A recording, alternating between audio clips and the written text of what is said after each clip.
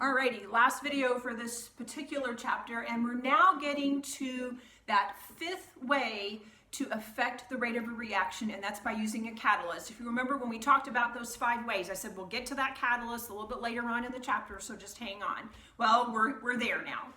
So a couple of things I do want to mention to you first. We talked quite a bit in the last video about how to calculate a reaction rate constant using data.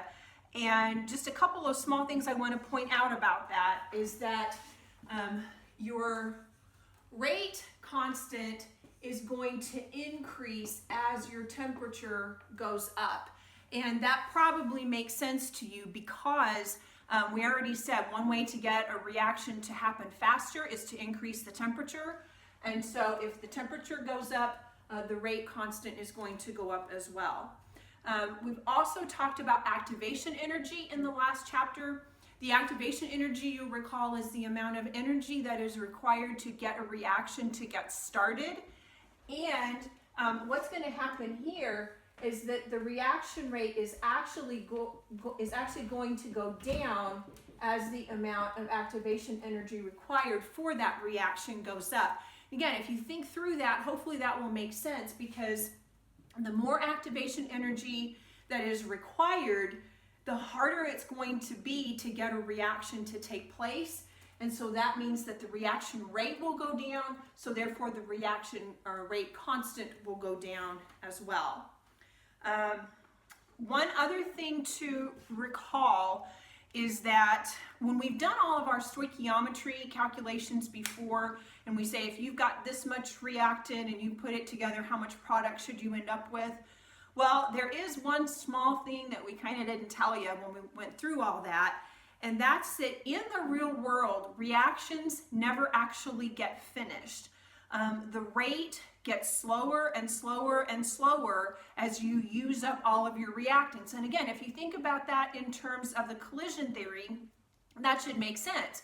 Because if you've got your reaction vessel and you've started using up your reactants and they've turned into products, remember the reactant molecules still have to collide with each other in order to make a reaction happen. And the more of them you use up to make products, the fewer of them there are going to be left. And so it's going to be harder for them to find each other in that reaction vessel to actually collide with one another. And so the harder it is for that collision to happen, the slower the rate's going to go. So a reaction never really gets finished. It's just that the reaction rate keeps going down and down and down and down until eventually it's effectively not happening at all. And so you're always going to have some reactants left over in there, even if you've used the vast majority of them. So that's another important thing to keep in mind, is that reactions will just slow down, but they never actually get finished. Okay, that fifth way to get reactions to go faster is to use a catalyst. And your book, again, discusses 2 different types of catalyst. One is a heterogeneous catalyst. Hetero means different, and so what that means is that the catalyst is in a different phase, meaning phase, solid, liquid, or gas. It's in a different phase than the reactants are. And so really what a heterogeneous catalyst does is it allows the reactants to position themselves on this catalyst so that the reactant molecules actually get closer together so that the reactions can happen. That's actually how a catalytic converter works in a car, because everything there is a gas, and so the gas molecules that you're trying to react together so that you can reduce your carbon monoxide emissions from the vehicle, you get the 2 reactant molecules to kind of adhere to the mesh in the catalytic converter. It is heterogeneous. It's not in a gaseous state, it's a solid state, but by allowing those molecules to position themselves close to one another, that reaction will happen much more efficiently, and that's why we have catalytic converters in cars. So that is a heterogeneous catalyst. A homogeneous catalyst is one that is in the same phase as the reactant. and it actually changes how the reaction takes place. Now, whether you recall it or not, you've actually seen this happen before. If you recall when you took biology, and for most of you that was probably last year, you probably looked at the mechanism that happens for cellular respiration. And cellular respiration is a big, long, complicated process, and it involves about 4 different steps. It includes the Krebs cycle and the electron transport system and glycolysis. And so you included all of that in order to get cellular respiration to occur. And so it happened in a bunch of different steps, and you had a bunch of little intermediate things that formed in the middle, and the overall reaction was a little bit different by the time you got from the beginning all the way to the end. So again, you've seen this before. We're not going to look at anything nearly as complicated as cellular respiration, but I am going to try to show you how to tell what the catalyst is and how things actually change in the reaction mechanism. Reaction mechanism just means it is a stepwise sequence of reactions that happens to get a reaction to take place. So these reactions are actually listed on your sample page, and so I would encourage you to get that out and look at it. This right here is the first 2 set of reactions. Now what you're going to notice is that this reaction happens first, this one happens second, and so the catalyst is what you're going to see that's going to be a reactant on the first side, and it's going to pop out again on the end, and it's going to be unchanged.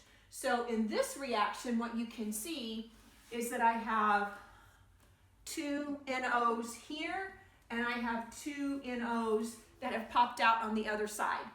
That's one key of a catalyst, is that it is not changed in the reaction. It just speeds it up. You'll recall that. You've learned that already. And so that means that here, for this reaction, NO is the catalyst.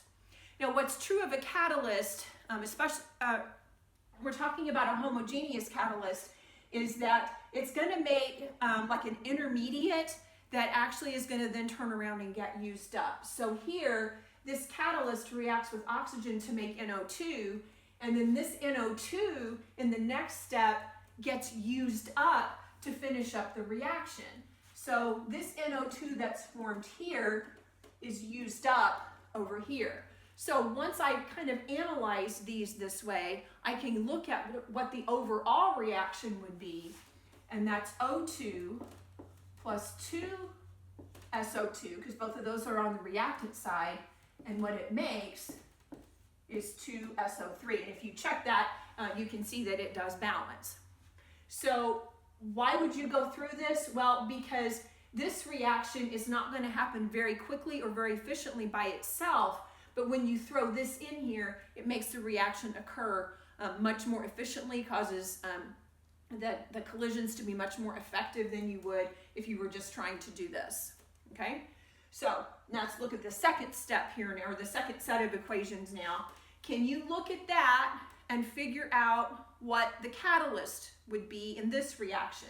Again, the catalyst is something that has to go in the first step, but it's going to pop out again at the end in exactly the same form, unchanged.